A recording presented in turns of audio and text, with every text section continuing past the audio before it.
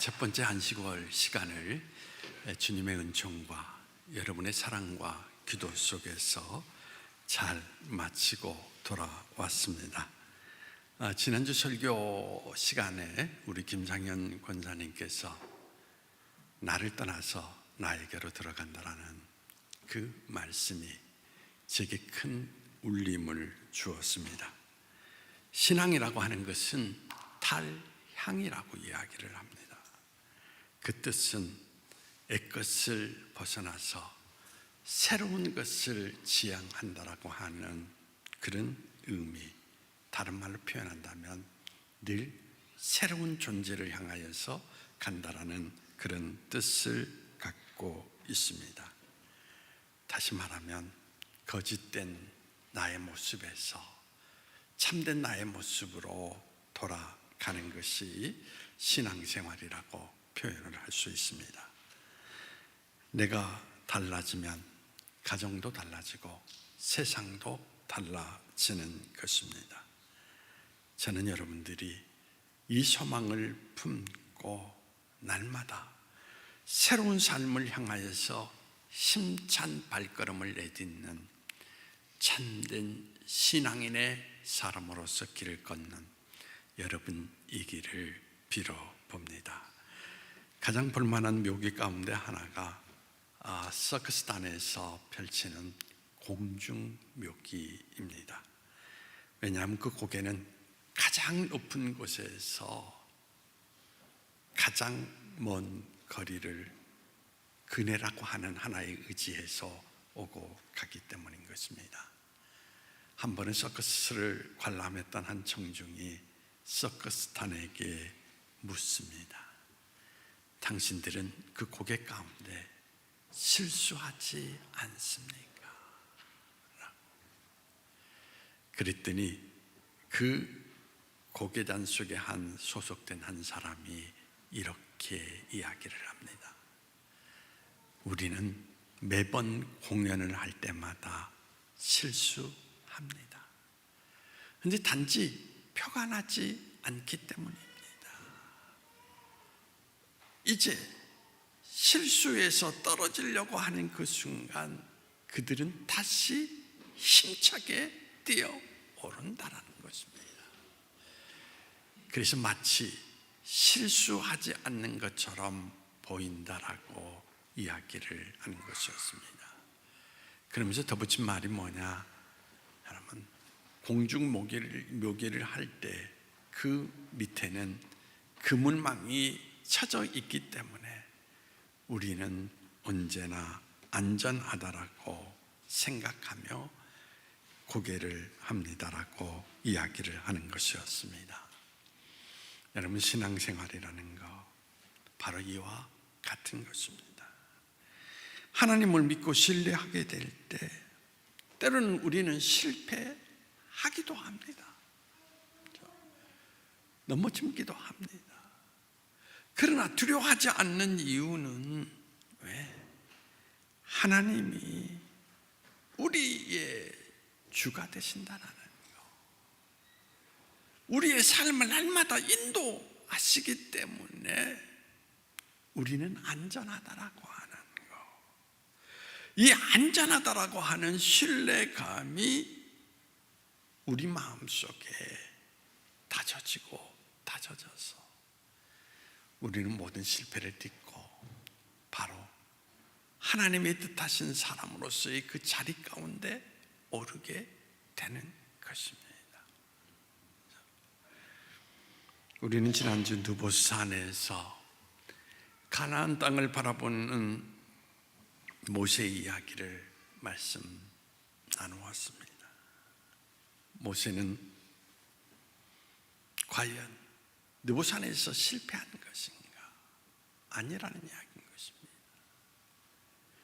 느보산에선 모세에게는 새로운 하나님의 약속이 주어졌기 때문입니다. 내가 계획했던 모든 것을 이제 여호수아를 통하여서 이루어 갈 것이다 라는 것입니다. 그래서 여호수아는 바로 하나님께서 모세의 후계자 여호수아를 세우는 이야기로 시작이 되고 있습니다. 120살이 되어서도 눈이 흐리지 않는 모세, 그를 향하여서 너는 거기까지야 라고 말씀하십니다.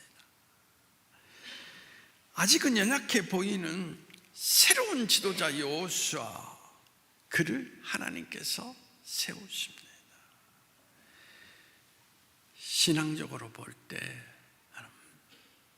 가장 연약한 그를 세우신 모습 속에서 하나님은 중요한 것이 있습니다. 절대 사람에 의해서 좌지우지하지 않는다라는 것입니다. 분명한 것은 하나님의 약속이라고 하는 것은 사람이 주관하는 게 아니라 하나님이 이끌어 가신다라는 것을 선명하게 보여주고 계시다라는 것입니다. 하지만 이 상황 속에서 하나님으로부터 후계의 지도자로 세우심을 받은 여호수아는 두려울 수밖에 없었습니다. 마치 모세가 처음 불림을 받았을 때처럼 자기 능력을 압니다. 그렇죠? 그래서 자기가 할 수 없다라는 것을 분명히 인지하고 있습니다. 그렇죠? 그때 하나님께서 한 가지 약속을 하십니다. 내가 너와 함께 있을 것이다 라는 이야기인 것입니다. 여호수아서는 개인적인 관점으로 볼 때 하나님께서 이 약속을 지키시는 이야기, 그렇게 이야기할 수 있습니다.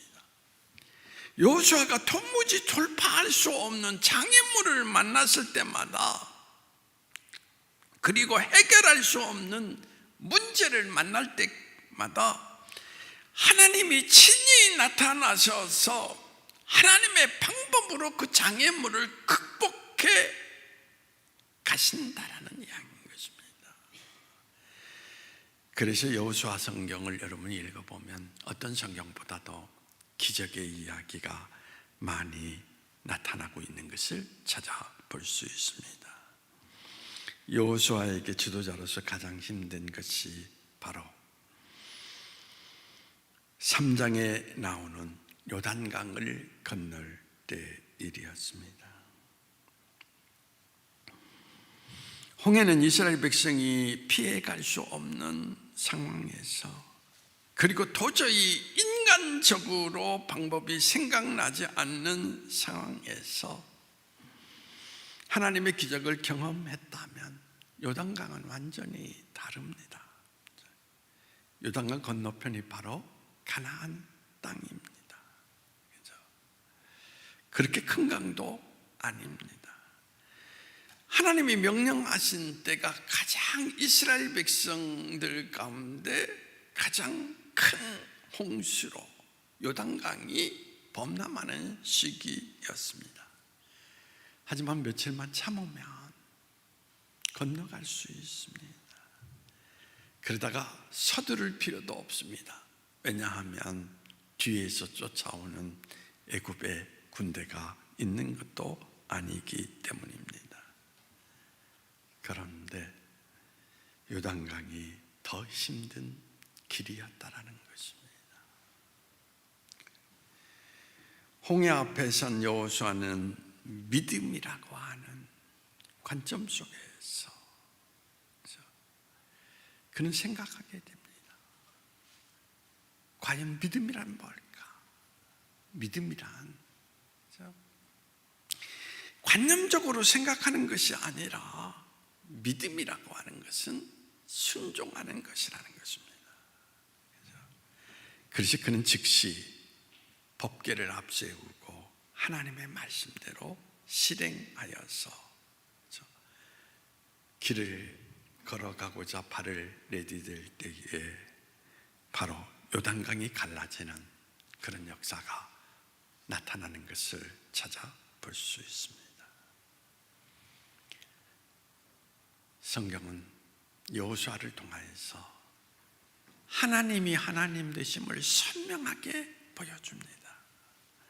이것이 바로 여리고성 함락을 통하여서 분명하게 나타납니다.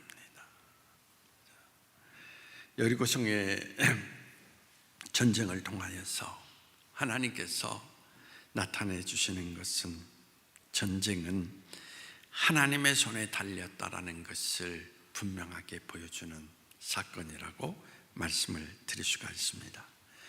여호수아서 6장 2절에서 5절을 보시면 여호와께서 여호수아에게 이르시되 보라, 내가 여리고와 그 왕과 용사들을 내 손에 넘겨주었으니 너희 모든 군사는 그 성을 질러 성 주위를 매일 한 번씩 돌되 6 동안을 그리하라.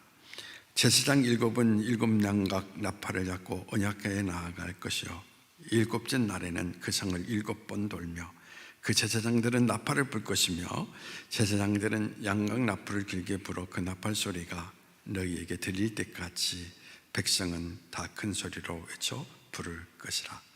그리하면 그 성벽이 무너져 내리리니 백성은 각기 앞으로 올라갈지나 하시매. 여러분 가만히 생각을 해보십시오. 너무나 우스꽝스러운 이야기가 아닙니까? 여리고성은 역사학자들에 의하면 가장 견고한 성입니다.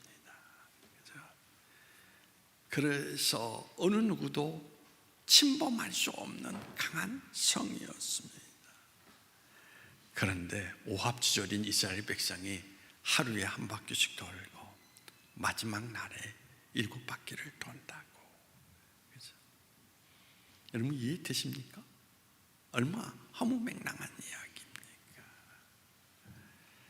근데 여호수아는 그 말씀을 그대로 받아서 실천함으로 하나님께서 약속하신 약속을 성취하는 사람으로 등장하게 되는 것을 찾아볼 수 있습니다. 히브리서 11장 30절에 보면 믿음으로 7일 동안 여리고를 도니 성이 무너졌더라 라고 이야기를 하고 있습니다. 우리가 쉽게 짐작할 수 있는 것은 이스라엘 백성들이 매일 한 바퀴씩 돌 때 사실은 쉽지 않았을 것입니다. 이게 지금 무슨 짓을 하는 것일까? 군사적으로도 아무런 의미 없는 그런 모습이기 때문입니다. 그래서 여호수아는 여리고성을 어떻게 돌아야 하는지 설명을 하고 있습니다. 10절 말씀에 여호수아가 백성에게 명령하여 이르되 너희는 외치지 말며 너희 음성을 들리게 하지 말며 너희 입에서 아무 말도 내지 말라. 그러하다가 내가 너희에게 명령하여 외치라 하는 날에 외칠지니라 하고 그렇게 기록하고 있습니다. 아무 소리도 하지 말고 엿새 동안 돌아라. 침묵하며 돌아라는 것입니다. 침묵의 명령이 하나님의 약속을 성취하는데 왜 중요한가라는 것입니다. 매일 여리고성을 도는데 여러분 변화가 없을 때 이스라엘 백성들은 자신의 마음속에 담긴 이야기를 한 사람씩 드러내기 시작할 것입니다. 우리가 신앙생활 하면서 종종 자신의 생각을 가감없이 표현할 수 있는 자유가 우리에게 있다라고 주장할지 모르지만, 하지만 침묵이라고 하는 것, 그건 더 위대하다라는 이야기인 것입니다. 교회는, 하나님의 역사는 내 생각대로 이루어지는 것이 아니기 때문입니다. 여러분의 삶도 마찬가지예요. 여러분이 계획했습니다. 그리고 이렇게 이루어가기를 희망합니다. 그런데 생각한 대로 안 이루어집니다. 그때마다 중요한 것은 인내하면서 침묵하고 기다리는 것이 중요하다라는 것입니다. 여러분, 우리가 한 공동체 안에서 어떤 문제를 만났을 때 침묵하지 않고 한마디씩 다 내뱉는다라고 생각을 해보십시오. 그 언어들이 긍정적인 언어인 것보다는 부정적인 언어가 많습니다. 그러면 공동체를 파괴하는 엄청난 비극이 일어날 것입니다.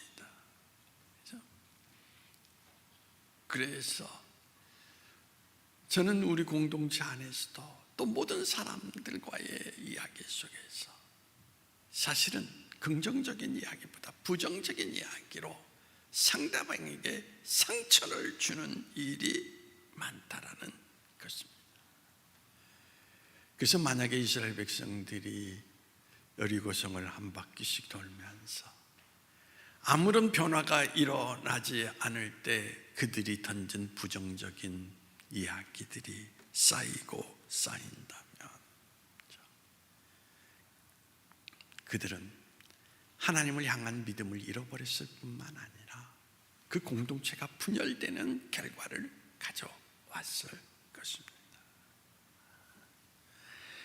링컨 대통령이 가끔 출석하던 워싱턴의 뉴욕 에비뉴 교회 목사였던 시주 씨는 링컨의 성경을 구경한 후에 이렇게 전하고 있습니다.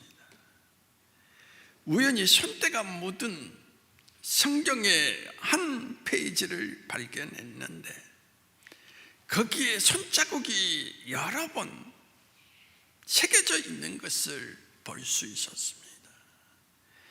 그것이 바로 시편 37장 7절이었는데 여호와 앞에 잠잠하고 참아 기다리라 말씀. 하나님을 향하여 조용히 내 마음을 맞추고 그 말씀을 기다리는 것이 우리 삶의 문제를 해결하는 가장 중요한 길이 된다라는 것을 말해주고 있습니다. 그렇습니다. 아마 지난주에도 우리가 교회했던 한 분이 자신의 뜻이 깨어지는 아픔을 겪었습니다. 때때로 우리의 기도 제목이 이루어지지 못하는 그런 날들을 경험할 때 우리는 하나님에 대해서 의심을 가질 때도 있습니다. 그런데 지혜가 필요합니다. 왜냐하면 여러분, 하나님의 뜻과 생각은 우리의 뜻과 생각보다 크기 때문에 그렇습니다. 오늘 내 삶이 깨어졌다고 내가 목표하는 것이 이루어지지 않았다라고 절망하지 마세요. 그것이 이루어지지 않은 것은 하나님의 뜻하신 계획이 다르기 때문에 그렇습니다. 분명히 그 뜻이 드러나는 날이 오게 된다라고 하는 거죠. 성경을 가만히 보시면 하나님의 침묵 가운데 역사하시는 분인 것을 볼 수 있습니다. 이스라엘 백성이 홍해 앞에 두고 두려워 떨며 불평하고 있을 때 출애굽기 14장 13절에 보면 모세가 이렇게 말합니다. 너희는 두려워하지 말고 가만히 있어서 여호와께서 오늘 너희를 위하여 행하시는 구원을 보라 하는 것입니다. 가만히 있어서 하나님이 어떻게 역사하시는가를 보라 라는 것입니다. 여러분, 대체적으로 우리는 무엇을 계획하면 내가 움직입니다. 그리고 물론 나와서 하나님 앞에 기도합니다. 그런 하나의 그 모습 가운데에서는 하나님의 선명한 길을 만날 수가 없습니다. 내가 멈출 때, 그때 하나님께서 나를 어떻게 이끌고 가시는가, 그것을 통하여서 우리는 하나님을 선명하게 만날 수 있게 된다는 이야기인 것입니다. 그렇습니다. 침묵이라고 하는 것, 그것은 순종의 씨앗을 낳습니다. 불안합니까? 그렇다면 여러분, 드러내지 말고 하나님 앞에 귀를 기울이면서 하나님의 음성을 들으십시오. 하나님의 말씀 가운데 나를 계획하신 뜻이 무엇인가를 생각해 보십시오. 저는 확신합니다. 반드시 여러분 앞에 있는 문제의 여리고들이 다 무너지게 될 것이다 라는 이야기인 것입니다. 사실 우리를 힘들게 하는 것은 하나님의 명령에 순종하며 행동하는 것이 아니라, 명령에 순종했는데도 내 눈앞에 보이는 게 없습니다. 여호수아는 그것을 염려했던 것입니다. 하나님의 약속은 7일째에 이루어지는 것인데 그 과정을 참지 못하고 불평과 불만을 이야기하며 불신앙이 확산할까 염려한 것입니다.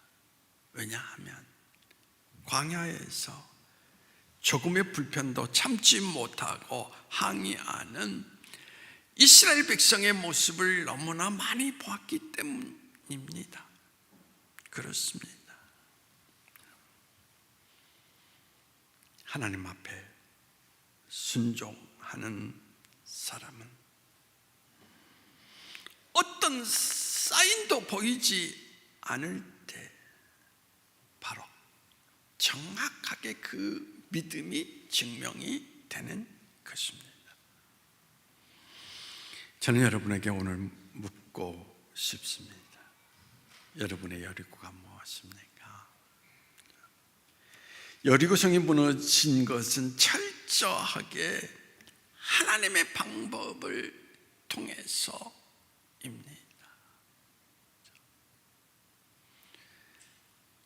우리는 몇 주 전에 한 분이 진급의 문제로 고민할 때 저에게 이렇게 했습니다. 자기 자신의 모든 것을 포기하고 내려놓았더니 그때 하나님이 시작하셨습니다.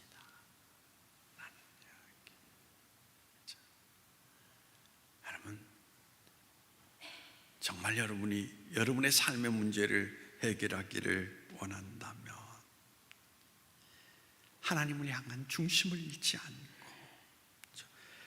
마지막 순간까지 하나님을 신뢰하는 것입니다. 이번에 실패했습니다. 하나님을 의심합니까? 아닙니다.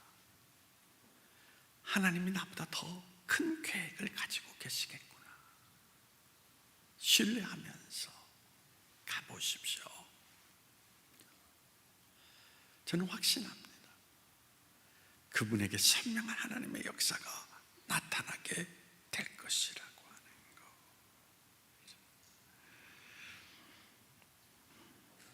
여러분, 신앙이란 그렇습니다.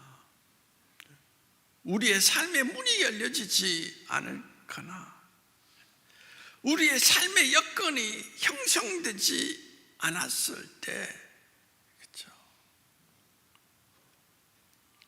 그때 하나님의 역사가 드러난다라는 것입니다. 그래서 삶의 모든 문제를 자기의 관점에서 해석하지 말고 하나님의 관점 속에서 바라보라는 것입니다. 브라우닝 웨어 목사님은 우리의 최악의 환경이 우리 삶에 새로운 의미를 주는 하나님의 가장 좋은 기회가 된다라고 하는 것을 말씀하셨고, J.B. 필립스도 이와 비슷한 말을 했습니다. 인간의 역경은 하나님의 시작이다 라고 이야기를 했습니다. 여러분의 삶을 돌아볼 때 여러분은 하나님께서 여러분에게 무엇인가 가르쳐 주실 기회들을 알아보십니까? 그것은 마음의 상처를 당하거나 큰 손실을 보았을 때일 수도 있습니다. 아니면 막다른 골목에 이르러서 모든 희망을 포기했을 때일 수도 있습니다. 그러나 저는 여러분에게 분명히 이야기합니다. 인간의 최악의 상황이 하나님의 최상의 기회가 될 수 있다는 것을 마음속에 간직할 수 있기를 바랍니다. 여러분의 최악의 상황이 하나님의 최상의 상황이 될 수 있다는 것, 그래서 희망을 잃지 마십시오. 여호수아처럼 하나님을 신뢰하십시오. 하나님은 여러분 삶에 새로운 장을 열어주실 것을 확신합니다. 기도하시겠습니다.